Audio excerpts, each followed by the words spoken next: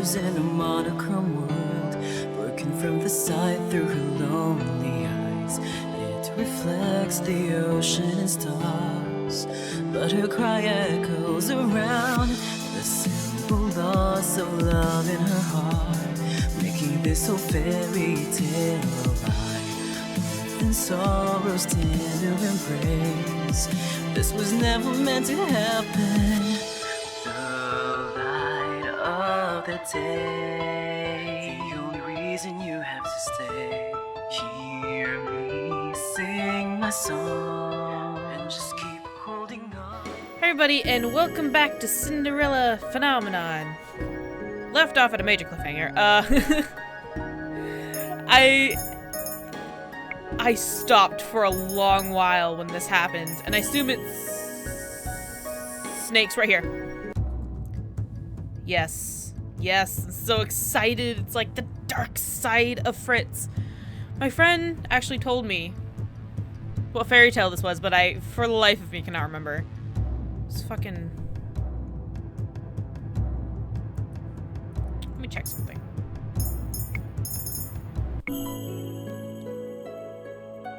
Just checking something real quick. I'm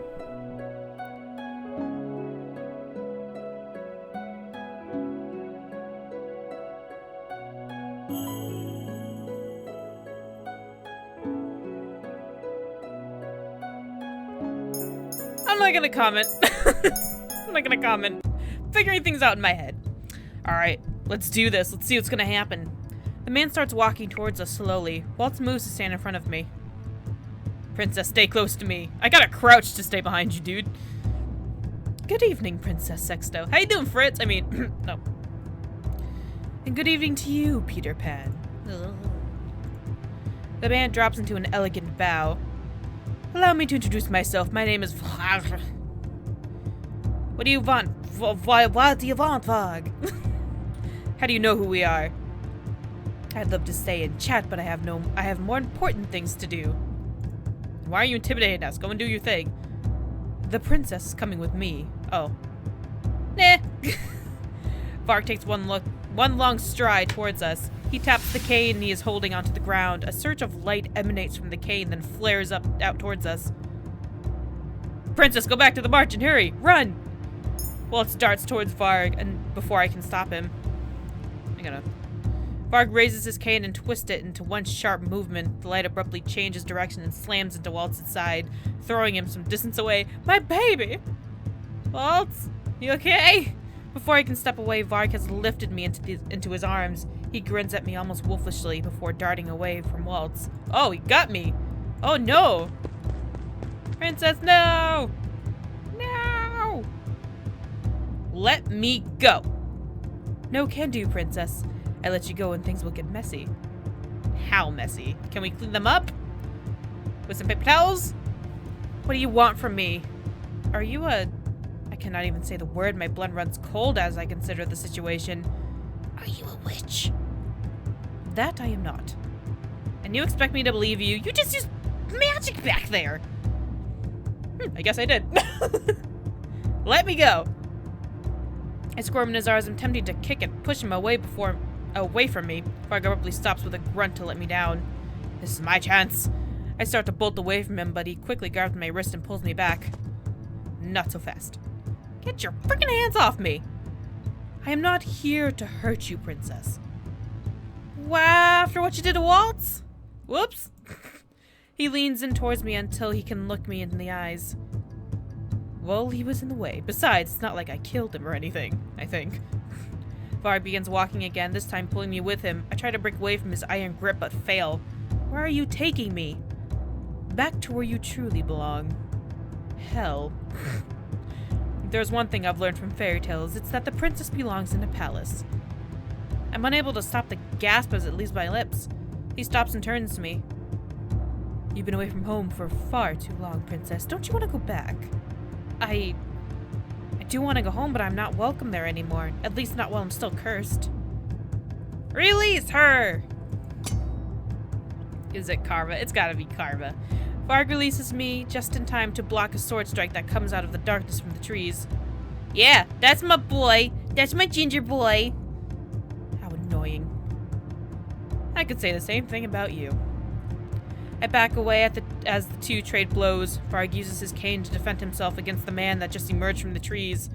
That man. Oh shit, you haven't seen Karma as a man yet. What a weird sentence. He's the one who was with Waltz. Really? Really? Oh god. The man with the sword that helped me save from the bandits all those months ago. There's something graceful in the way the man moves as he swings his sword at Varg. He almost looks like he's dancing. The stranger continues swiping the sword, eventually gaining enough leverage to force Varg back. He moves so quickly that it takes all of Varg's reflexes simply to block his slashes. They're so fast. Varg takes a few steps back and keeps a safe distance from the stranger. Impressive. Run! Run, Sexto! Sexto, run! The man gives Varg a lopsided smile as he points his sword at him. The two of them pepperoni frozen as they wait for the other move. First. You're not too bad yourself. Wait, is that? Now that he has stopped, I can have a better look at him. I can see that the stranger's features are uncannily similar to Karma's. What? Karma, but is it really him? I don't believe it. Princess, are you okay? Are you okay? I turned my head to see Waltz and Delora rushing toward me. Mama! How did you find me? Delora used her magic to track you down. Thankfully, no other witches beat us here. Waltz halts in front of me, while Delora advances towards the two men. So what do we have here? Delora, right? Can't say that it's a pleasure to meet you. It's always a pleasure to meet Delora. Fuck you. I have to compliment you all. You did an impressive job hiding the princess from us. It took a while to finally track her down. Finding your so-called tavern was difficult, you know, but I got lucky. How does he know about the tavern? No sooner are the words out of Varg's mouth that the swordsman has suddenly upon him again, posed to attack. Varg blocks his sword a second too late and is forced back away, clutching his now bloody arm. Aha! Wait, you hurt Fritz! You bitch! You talk too much. Man? Karma? No. Sorry, I shouldn't have forgotten my names in front of royalty. My manners? My names? I don't know why I read that as names. It came in his brain is translating weird. My names. Varg's gaze turns to Delora, a smirk somehow still on his face despite his injury. You have quite an interesting bunch with you, witch. How about joining us instead? We could always use more witches like yourself. Thanks, but no thanks. Too bad. Varg turns to look at me. He holds out a hand and gestures me toward him. Come with me, princess. You know you don't belong here. I clench my hands into a fist as I shake my head. Your mother won't be very happy with your decision, princess, especially after all she's done to make sure you're a suitable heir. Mother? What are you talking about? But Varg ignores me as he raises his cane. Sorry to leave the party so quickly, but I'll be back soon enough for you, princess. Next time, whether you like it or not, you'll be coming with me. Oh, dear. I'm not done with you. Get back here. You bitch witch. Delora throws her hands out, beginning to gather light in her palms, but Varg has already brought his cane down on the ground. Right? Thank you for that. Thanks for blinding me. You didn't want me to read, I take it? I can't see. Thick smoke envelops the area, making my eyes water. God help me, why do you do that to the reader? Fuck you. When the smoke clears, Varg is gone. Spots. I see spots. I can't see anything. Delora huffs in annoyance as she lowers her arms back down to her side. To think that those witches are using a human to do their dirty work. What was that cane he was carrying? I look up the stranger who has sheathed his sword and is walking toward where Waltz, Delora, and I are standing. It's an enchanted item. The cane has been infused with a spell that allows Varg to use magic. Simple enough, I guess. Limited magic, but powerful enough to make him dangerous. Well, that is far easier for a human to explore the kingdom without getting suspicious. Anyone's suspicious, sorry. The stranger stands close enough for me to get a proper look at his face. Sexto's just looking up at him and squinting like, I recognize you from somewhere. I can no longer deny the resemblance I saw earlier. Karma, is that really you? Gasp, you realize you weren't wearing a dress. You have good eyes, darling. Well, really bright green eyes and really bright red hair. I think it's not that difficult. So this is what Karma looks like as a man. Why does he need to disguise himself as a woman? All questions answered in Karma's route. What the fuck did I just do? Oh. I open my mouth to ask a question when I am interrupted by Waltz's hands on my shoulder. Are you hurt anywhere? Are you hurt anywhere? You got whacked in the side. I turn to Waltz and freeze when I notice the dried blood on his forehead. Let me wipe that up for you, buddy. There you go. Wipe. You're all good. You're bleeding, you dimwit. I'll be fine. I step back and realize that Waltz is standing oddly favoring one leg to the other. Varg must have badly hurt him. Boop. What are we doing? What are we doing? What chapter are we on? Okay, you shouldn't have come here. Yo, you shouldn't have come here. I had to. It's my fault Varg got to you in the first place. Waltz forces a smile, but I can see the sadness in his eyes. I couldn't protect you at all. I'm so sorry. Why do you keep worrying about me? I'm not even hurt. What if something happens to you? Waltz smiles. He tries with great effort to mask his pain. I'm happy that you're worried about me, Princess. It doesn't matter what happens to me so long as you aren't hurt. How can you say that? Because I love you. Oh no! Waltz's expression suddenly twists as he doubles over. His eyes glazed in pain. Somebody help my boy! Waltz. Somebody help him! He needs to grow up big and strong. He can't die now. Dolores catches one of Waltz's arms, supporting him as she turns to address both Karma and I. We should return to the Marchen. Rumple needs to see to Waltz's injuries. Rumple? I'll explain everything once we are back. I'm so worried about Waltz. Dolores calls for Rumple as soon as we arrive at the Marchen. When Rumple enters the reception area, he's clearly distraught by Waltz's injuries. The fuck you do to him, Sexto? Heal first, explain later. I expect Rumple to object and am surprised when he does nothing more than nod. Carefully, Rumple leads Waltz back to his room so he can be treated. Wait, I want to go! Dolores looks in the direction Rumple and Waltz have gone with a thoughtful look on her face. We're lucky that we have Rumple here with us. Anise is good with herbs and small wounds, but Rumple has experience with more injuries. Serious injuries. Experience? What the fuck are you talking about? Remember his curse? Rumple is not the only one who does not remember who he is. None of the townsfolk remember his name. None of the townsfolk remember his name either. What about those with the curse? Shouldn't they at least still be able to remember his name? Rumple is an exception to the rule, as he is with many things. In this case, not a single person can remember his name. Funny thing is, they can still recognize him. He ran to someone who called him a doctor today. Even just hearing it brought a memory back. He's gotten one of those chapters in his journal back now. He's quite a proficient doctor. He collects his journal pages by retrieving memories from others that still remember him. What a strange curse. My eyes wander around the reception area and I notice that someone is missing. Where's Karma? Don't worry about him. He's probably changing now. I don't understand why Karma is so secretive about his reason for wearing a disguise. Still can't get over that. I love my little drag queen. I'm about to ask Dolores if she knows anything of the specifics of Karma's curse when the door to the reception area is thrown open. Princess! Oh, Anise! I'm surprised when Anise suddenly throws her arms around me. She pulls me into a tight hug. Oh dear, hello? I was so worried about you. Thank goodness you're safe. Me too. She pulls away and begins to wipe at tears that she has sprung to her eyes. Why are you crying? Because I was worried about you, silly. Oh, stop being so nice to me. I'm such a bitch. Was she really so worried she'd cry? Why? I am intensely aware of the awkwardness of the situation. Thank you for worrying about me. I had thought the words might do something to ease her worries, but her sobbing only grows louder. Anise, why are you crying? I'll get you something warm to drink. Hot cocoa, please. Thank you. I stare off after Anise before I turn to look at Dolores worriedly. Did I say the wrong thing? Quite to the opposite, actually. You made her very happy. I did, but she was crying. They're called tears of joy, Princess. I'd be overwhelmed too if you were suddenly nice to me.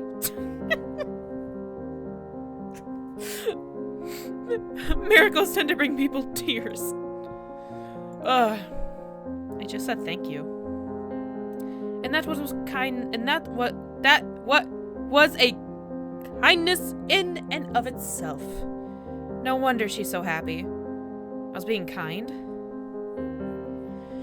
And congratulations, Princess. I see that you've managed to complete your first good deed. Shit, when did I do that? Oh, right, the teddy bear. My hand moves instinctively to my pendant. I clutch the new piece that hangs there. I knew you could do it. Thanks, Delora. Dolores smiles warmly. For some reason, it makes me feel strangely proud. Parfait walks into the room, startling us both. It has been 2 weeks since I last saw her. Shit. It's been a while. Her face is ashen. Are you okay, honey? Parfait.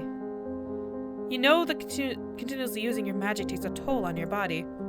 Ooh, sorry. I have no choice, the witches.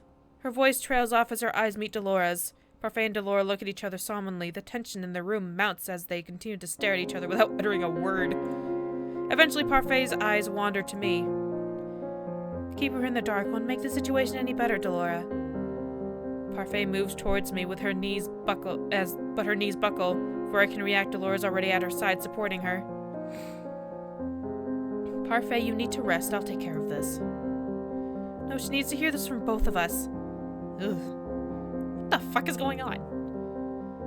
We wanted to tell you about this later, but we can no longer afford to wait. Delora helps Parfait to a chair. Sorry, I was remembering what happened to Parfait in what I think the last route. It just hit me like a bowl of bricks right into my head. I tentatively take a seat opposite of the two of them. We are going to tell you the whole truth of this situation. The whole truth? Delora sighs before she eventually speaks. Do you know why I cursed you, Princess? Some twisted sense of mischief? That's not the whole reason, though it was funny. We needed you to change your ways, Princess, to change how you see the world. If we didn't do something, you were going to end up as merciless, as cold-hearted as your mother. What are you talking about? My eyes go to Parfait as she doesn't meet my gaze. Hillary, your mother. I have no idea how to pronounce that. Up straight, no idea how to pronounce that. Was not always so cruel. Parfait's eyes look wet as if she's about to cry. Why are you speaking as if you knew her? She was my friend, long before she was the queen. She was like a sister to me. But she changed when the witch hunt started. What does the witch hunt have to do with my mother? Parfait does not meet my eyes, but Delora is looking right at me. Your mother was a witch, Sexto, the most powerful of the witches, in fact. She was the Tenebrarum bearer. My heart drops into the pit of my stomach. Oh, that's impossible. I've never saw her use magic. She could not be a witch. That's what she wanted you to believe. You cannot keep something like that a secret. If you try hard enough, you can keep anything a secret. Even from your own family. But how? Delora pauses for a long moment before she speaks.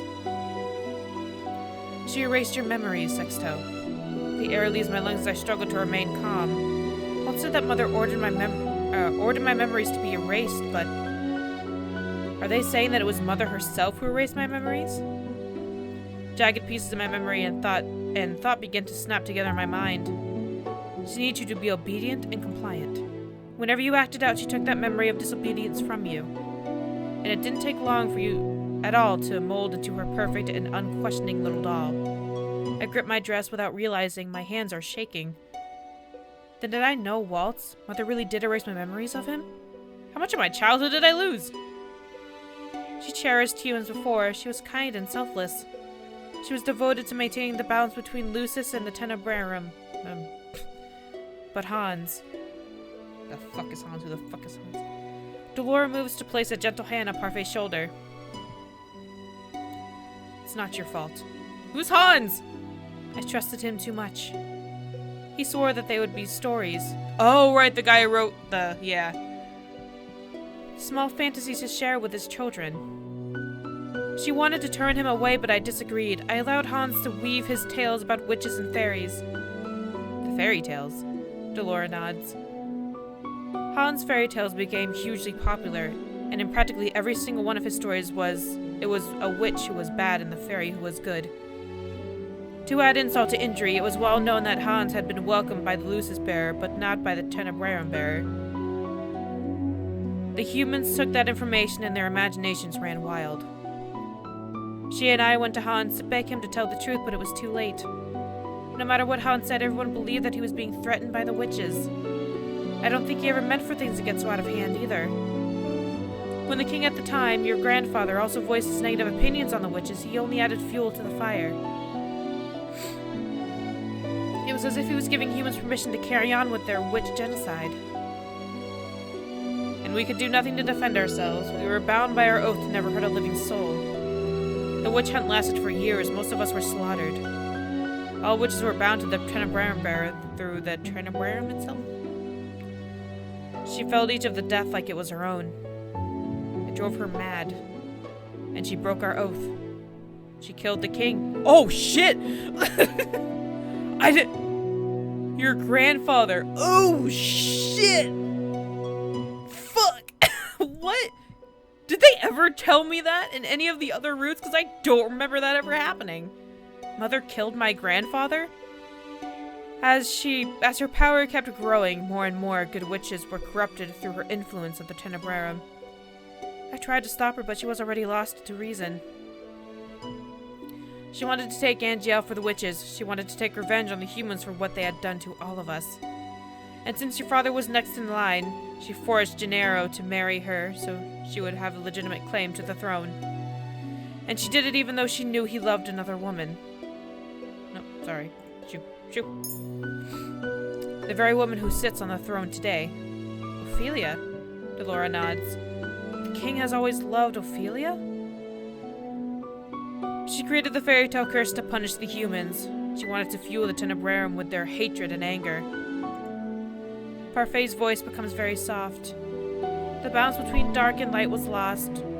While she lived, Angiel was a place of grief. I can feel an impending headache coming on.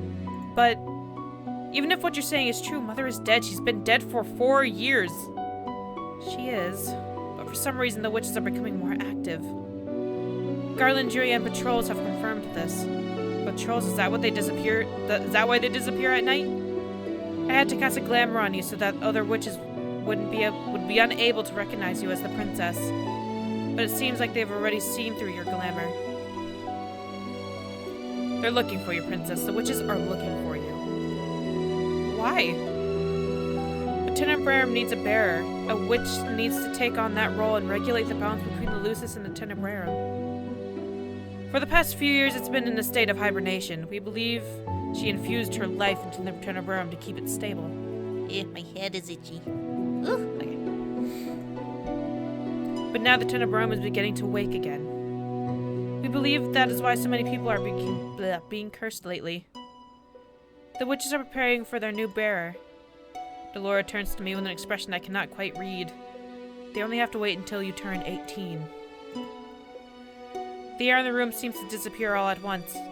Princess, on your 18th birthday, your curse will break regardless of whether you complete your 3 good deeds or not. You will become the Tenebrarum bearer. You will inherit that title and the power from your mother. Impossible. My heart is racing and I feel faint. Even if Mother was a witch, I can't use magic at all. All halflings like you inherit their magic at 18.